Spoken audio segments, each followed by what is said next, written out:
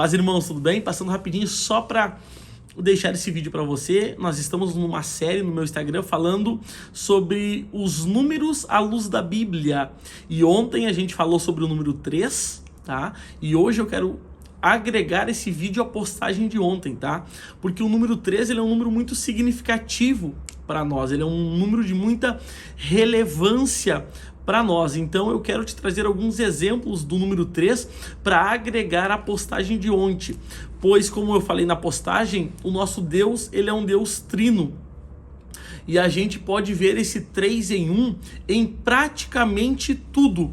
Por que isso? Porque o nosso Deus, ele deixou a sua assinatura na sua obra que ele criou. Então a natureza, a gente sabe que ela tem leis eternas, leis imutáveis. Por que isso? Porque quem criou ela foi um Deus imutável, um Deus eterno que não muda.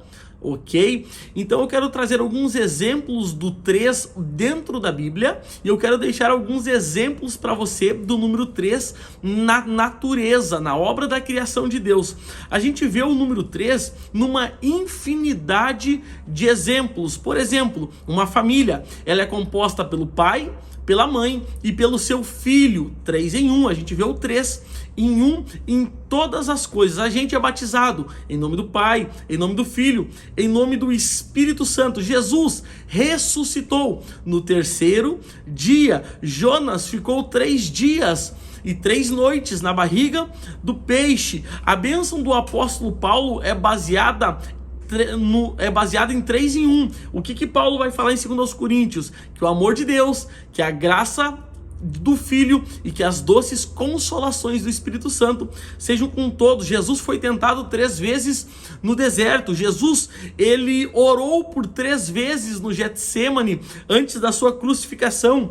Pedro negou Jesus 3 vezes. Jesus perguntou 3 vezes para Pedro se Pedro amava-o. Os serafins proclamam a glória de Deus dizendo 3 vezes: Santo, Santo, Santo é o Senhor dos exércitos. O tabernáculo, ele é composto pelo átrio, pelo lugar santo e pelo lugar santíssimo. Os céus, existe o primeiro céu, o segundo céu, o terceiro céu.